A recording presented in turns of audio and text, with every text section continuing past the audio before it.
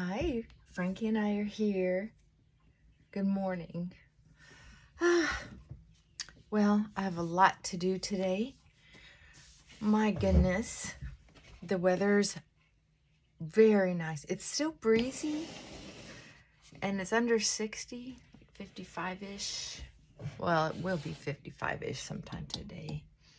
So I'm going to organize some of my yard decorations. You know, the little things I like to put in my garden. Little fake bunnies and bowls for the birds, things like that. What I'm going to talk to you today about, this is what's on my mind, is that a lot of people have a very hard time recognizing that they have more control over their emotions than they think they do. I know, for instance, I'll give you an example. There are a lot of families who share a 360 app, so they know where each other's at. And I have clients that really benefit from it because if they can see that their husband's going home, coming home, or vice versa, they can hurry up and change the baby and clean up the house a little bit, especially if they're a full family of 360 users and their mother-in-law is heading to the house. Things like that. Which I think is wonderful. I know a lot of people don't want to be watched like that, but I think it's wonderful. Well, I have a client whose husband, every time he does something like go to the casino or excuse me, decides to have lunch with another woman, or not that he has sex, but maybe, I don't know. None of my business. I'm just telling you sort of the outline. So every time she checks the app by chance to see how far out he is as far as starting dinner or whatever, when for some reason he is not on the 360, she says that she gets this pang. It just hits her like something force just comes over her in her heart area. And it just so almost gives her tunnel vision. It's what I would call tunnel vision. It's like that's all she can think about. And then all of a sudden it's about how does she save face? How does she save her relationship? How does she, and it goes on and on and on. She's got a list. I had her write them down, all the things that she's thinking, word for word. And they're usually fairly short sentences for her, for most people. So, I'm probably not going to do a lot, but I'm going to be outside. So I'm going to put just a little bit more of the CeraVe on. Another little layer. Can't hurt. I hope. Anyway, that, and then, so it's the surge and then the thoughts is where she thinks it comes from. Is she sees the bad news, which she considers bad news, and automatically gets this fight, flight, or freeze, intense, emotional, physical reaction that causes an emotional reaction. There you go. Physical reaction causing emotional reaction. Well, as she's telling the story, and we're going over it again and over and again, kind of like an investigator goes over the witness's observations over and over again to see if there's something that arises new in the story or something sounds off or different, right? You have to really think about it sometimes. Sometimes you don't, sometimes you do. So you will realize that, and this was such a perfect example of what I try to teach. is people think their physical and emotional reaction is automatic, and it's not. She had the thought first, this is bad news. This is bad news. Well, when you look over the course of what really is bad news, is he really cheating? In a way that's going to make you break up? Obviously not, because you're still here. Because you'll make excuses for it. So, or whatever the news is. Maybe it's your son or daughter hanging out where they're not supposed to be. And maybe in your head or your normal thinking, if somebody else was going through this, you'd say, if my kid did that, I would lock the doors. Or if my husband did that, I'd have his shit on the porch. But that's not how it usually works for most people. I just keep not being happy with my cheeks. Put a little more. So here's what I'd like you to experiment with. Those are just 2 examples of what I'm talking about. But you can think of something that triggers you and then ask yourself,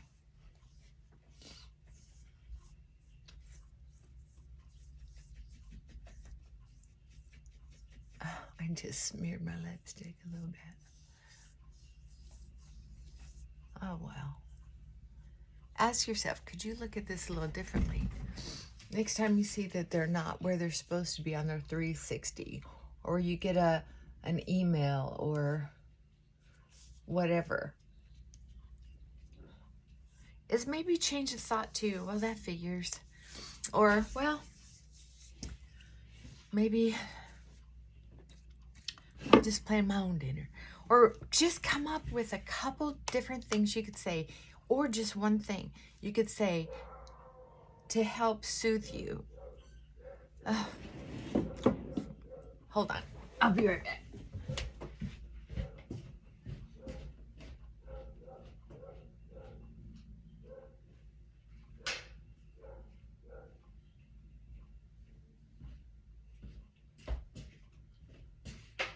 Okay, I'm almost back.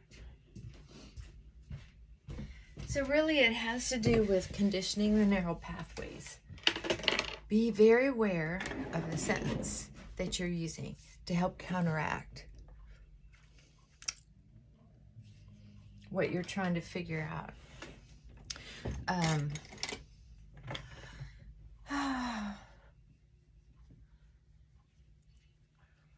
So we went over a list of different things that she could tell herself to help her not panic.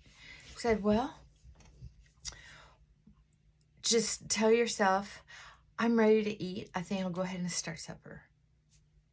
Or, I'd like to go to the mall. And you know what? I'm just going to leave a note on the island and go. Or on the fridge or wherever you put it. And go. I'm not going to text. I'm not going to say, hey, I don't know where you're at, but nothing. Just as one option. Or you can text them and say, hey, I don't know where you're at, but I'm heading to the mall. Or you can be honest and say, hey, I was going to see where you're at getting to start dinner. How far out are you? And see what's said. There's different ways of handling it. And there's also, something interesting you can do for yourself is to say, well, how much do I really care? I think for me, At some point, I would just disconnect it. Just say, you know what? I love using this app, and when it works great. And when it doesn't work, for whatever reason, oh, it got accidentally disconnected. Gosh, I don't know what happened. You know, I don't like that mess. So I'm just going to quit using it. That's it. Sorry. You can use it. Your buddies can use it. You and whoever else you like can use it, but I don't want to use it anymore. Go ahead. I don't know. That's kind of where I'm at. You know, don't let me color your opinion. It's just, I don't know. I'm going to be 62 this year, and there are a lot of mistakes I've made in my life. A lot of good choices. Holy cow. I made a lot of good choices. But I've also made a lot of decisions that affected my long-term goals as far as my financial security as I got older. Well, to tell you the truth, I didn't have long-term financial goals for a long time because nobody taught me how to do that. And it did not come to me naturally. I was on survival mode most of my life. So when I come to now playing games with something like 360, it's kind of like, you know what?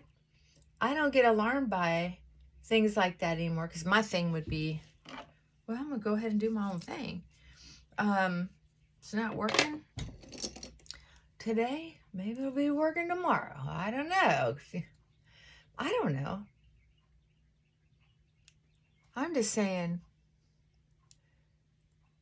when we have that automatic response that's very intense, we have to kind of ask ourselves, what is it that we're really trying to achieve by having the same reaction over and over and over again? Like, what are we trying to prove to ourselves? You know? So there's the that's the lesson. And then the training is, how do you stop it? Well, one, by stop thought, change thought.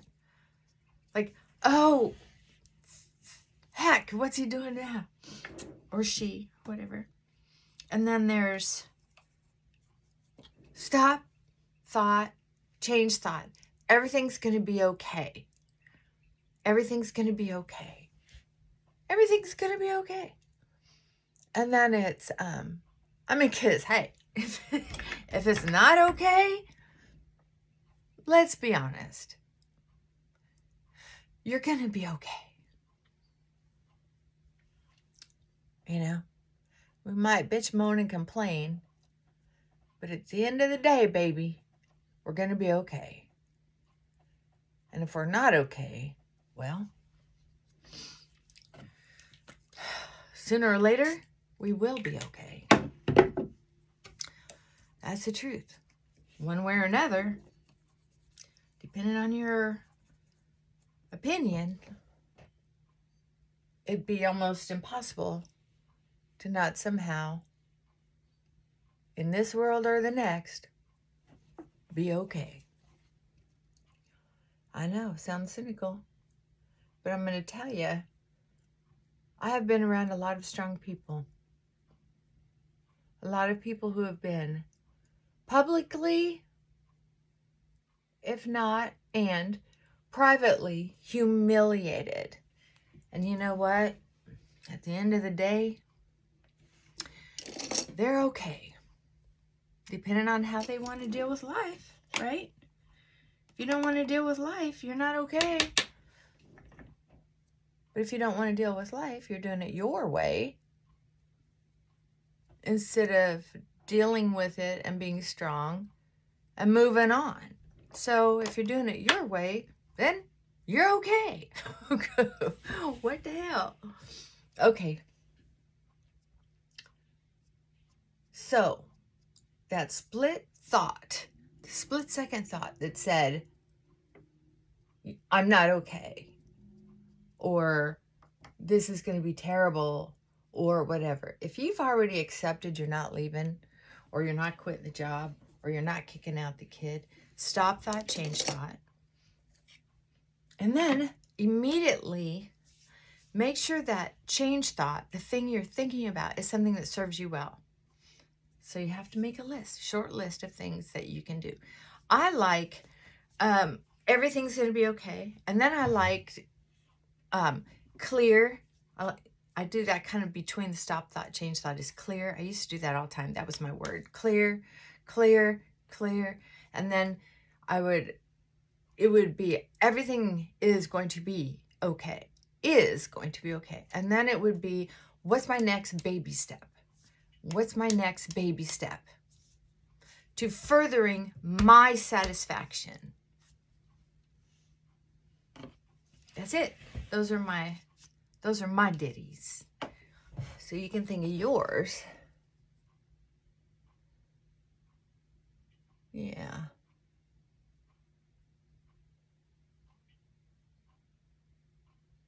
I can tell you that we overcomplicate this life incredibly. I know that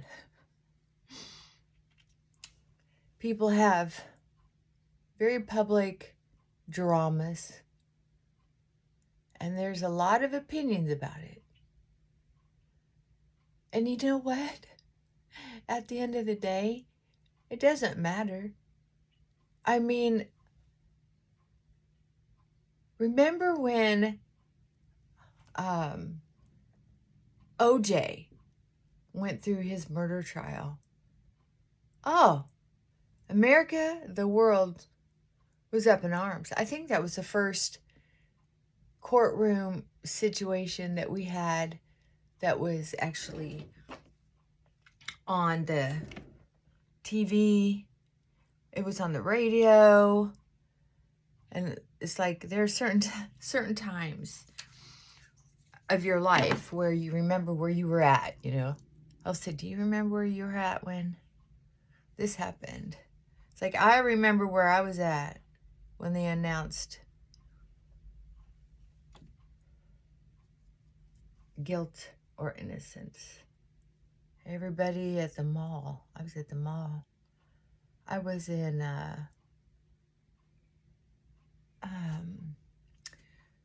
oh gosh, what was the name of that store?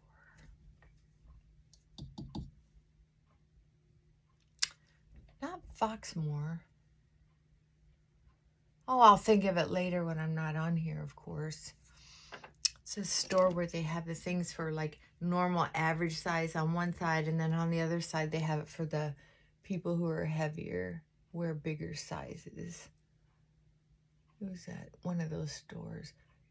I think Foxmore used to do it. But there's a store that's still open. Dress Barn does it. It was a store like Dress Barn.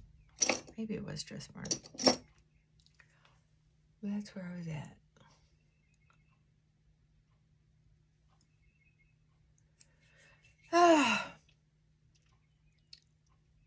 But when we can get control over the way we think of something, if we can get control over our opinion on something, we can change our life. The thing is, there are people like OJ, like,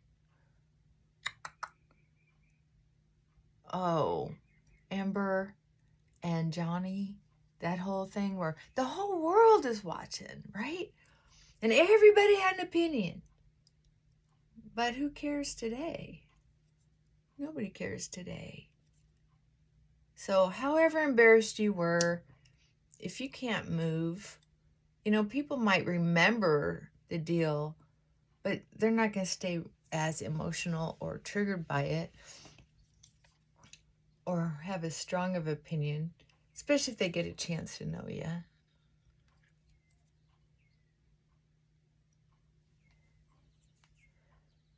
That's true. I mean, I dated a guy whose family was very tight publicly, but not privately. They are very enmeshed. Which, because I'm from a very dysfunctional family, I thought was wonderful. I thought, oh, they all really care, they're involved, you know, but just because I'm a good therapist doesn't mean I run my own life well. So anyway, I thought, oh, they're so close. I got fooled. Turns out that family was not ready for their dad to start dating at all. And he said, yes, they were. They even encouraged it. Oh my God, it took me a while to recuperate from that trauma. I was so hurt to find out that the conversations he had with his kids never happened. He was just trying to win me over because he thought I was super cool, which finally came out in one of our last arguments where he's still trying to beg forgiveness. I just wanted to win you over. I was willing to do anything. I was like, damn. Now you're just freaking me out. Now you're just scaring me. Some people just can hide their ugly really well. And I don't mean that, I'm not seeing that particular person as being judged as being all ugly, because obviously this person did a lot of good things for the community. It's probably why he got away with so much. You know, that outside opinion can matter, you're right. But what matters most is what you're thinking about it in your head.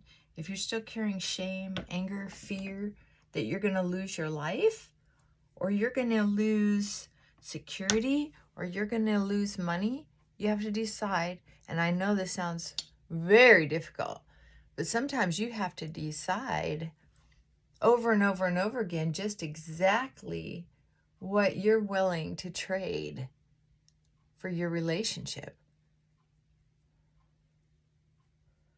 I know some people aren't willing to trade anything. And I know I've wished I would have been willing to trade. Sometimes when I look back at it, I'm like, damn, I can still be in that big, pretty swimming pool. But I have my freedom. I cut my hair recently and I tried to put some layers in it. Cut my bangs a little too short. But mainly, I was trying to cover up this. I've always had this. I've had this widow's peak I have to deal with because the hair comes off of it really weird. It's more like a cowlick than a widow's peak almost. It's both, I guess. And then I have a cowlick back here. And layering it up gives me a little more fullness there to cover it up. So now it looks, and now with the layers, I can keep my hair back a little easier because the front is shorter than the back. So if I do this, this hair is kind of almost supporting it to stay back a little better. Anyway, that's the idea. We'll see how that works. I have my headband. I love these headbands. It's a good one. And I can use it for a ponytail holder too if I want to. You can get them anywhere. This is not a particular brand. I think this came from Temu. I could get out and play with my dog. So anyway, if you get panic attacks because someone's saying or doing something that's hurting your feelings, ask yourself, as well, what are you afraid of? Are you really terrified of being alone? Are you terrified about not having that extra income? Are you afraid to have to sell your house and then you have this limbo where you're going to live until the house sells? Or live in it until the house sells. And are you going to have to live with that person and kind of be afraid? There's so much domestic violence in this world. But keep yourself safe, be smart, think ahead, And I don't find anything wrong with someone staying in a relationship that's good enough. But if you're torturing yourself, admit out loud to yourself, it's okay. This relationship is good enough. Just barely. Or admit, fuck, I'm so sick and tired of feeling like this, and start packing. I don't know. Do what you need to do. Excuse my language. It was a long work week, and not too long ago, I got an email from a client that I saw for several years, and then didn't see for a few months, and then saw for a few months again, and then didn't see again for, I don't know, a lot of months. And then I got this email that it was a long email explaining why the therapy would start and stop, and how documenting the time over time, our therapy relationship ebbs and flows and pushes and stalls, and her emotions along the way, and her thoughts, the way she was doing math, because that's one of my things. I'm like, let's do the math. Let's just do the math. Emotions aside, let's just look at the pattern, right? Things like that. And anyway, so towards the end, it was like, this is all to say you were right. And I always try to say, I'm not trying to say I'm right or wrong. I'm just saying, let's look at the pattern. Let's do the math. I'm just saying, research has proven, research shows, blah, blah, blah. You were right. And if I had more room, which I'm booked out solid forever, it looks like for now. I'm not even taking a waiting list anymore. Anyway, I just sent her a nice little letter saying, I don't like being right. I just really try to encourage you to do the math. That's all. I'm so sorry that you had to go through all that. And it sounds like you're on a more positive journey, a self-value, of self-valuing yourself. And I'm so happy to hear that, but I don't have any openings. And then I didn't hear from this person again. So I was just like, that's, if I don't give the right answer, it's like I get punished, right? There are some people who are like that. And two, she could just be very busy. She could be loving her life. She could have, in the meantime, between because I don't answer emails on evenings and weekends. So maybe in just that short time, found a really awesome therapist that fit. I don't know. But I do know that I think of a lot of my different clients that I've had over the years that I don't see anymore or hear from anymore. And I think about them, and I'll say a prayer for them and hope that they're well and happy, or relatively well and relatively happy. Not all of us are going to be happy, happy, joy, joy. We're going to be good enough, Sometimes good enough, just enough is enough compared to what it used to be like. Dang. I'm going to try to do a live tomorrow. Just hang out, maybe watch a program together, and if anybody shows up, we can have some conversations.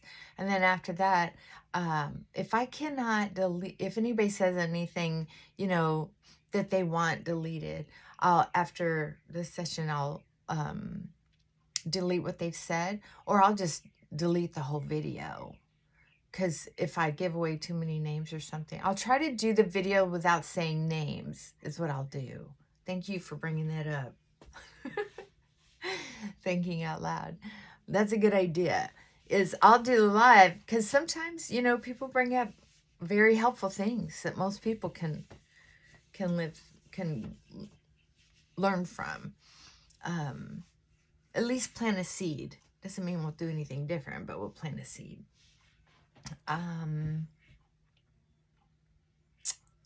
What else was I going to share with you? Our town is getting so crowded. I moved here 7 years ago, I guess. And wait, 4, 5, 6, 7. Wow. 7 years ago?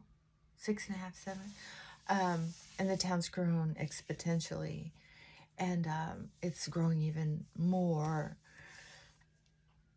since then. And I understand that a couple companies in the big town up from us are inviting in some of the new immigrants to help the situation and get their company rolling. They want to train them all and give them a job. So I don't know how all that's going to work. I don't know. It's rumor. I don't even remember where I heard it. It was a big company. Anyway, none of my business. Except that means a lot more overflow is going to come to our town too. And that's one of the things I don't really look forward to. Because I like peace and quiet. I do. And I don't want to have to move. I don't know where I would want to move under the circumstances. I really don't. Where the heck would I go? You know, so that alarm feeling, sometimes that's, you know, like for me, it's just like the reasons, not excuses, but the reasons to stay in place and make the best out of it seem to be getting pretty plentiful. So I don't know. It's like at some point you got to just say uncle and say, fine, I'm not going nowhere. And you can't make me. What else is I going to tell you? Oh, over time, that panic attack feel or that weird feeling, that intense anxiety when you see bad news on the phone or hear bad news, or like that client that was looking at that 360 app, or that's the one I have, but or used to have, but I think she has one that's better than that, where several people can, like, we had a group of people on it, but it just got to pinging too much, and so I kind of bowed out, because I'm like the last man on the totem pole. So nobody cares where I'm going. But anyway, you can keep the app, but change the way you think about it. Or don't use it at all. You can keep it, and then if you need it, because you're in an emergency, you can say, hey, I got a flat tire. Here's my location on the 360. You know, something like that. Or whatever the situation is. I just love that example. It just came up, and I thought, oh my God, that's a perfect example to use for this. You know, that angst that comes. That angst will die down over time. I promise you, because it's the math of it. It's the physiology of it. It's the facts and figures of it. Math is great for explaining some of these things, because the brain, although it's very emotional and there's a lot going on, it will create patterns. And if you create a pattern that says, I'm not going to go down that path, your brain will respond, especially after you've done it a few times. Sometimes, a lot of times. Depends on how stubborn you are. Are you stubborn? It might take a while for you. It took a while for me. Oh, I could tell you some stories. I'll do it next time. I have like 6 loads of laundry to fold. I washed them all yesterday while I was watching TV, and I have all these baskets of clothes that weren't folded. No, I didn't want to fold clothes while I was watching TV. What was I watching?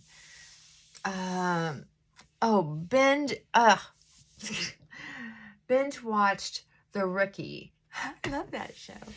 I think there's only one more season of The Good Doctor, and one more season of, which I really like that show too. And Sheldon.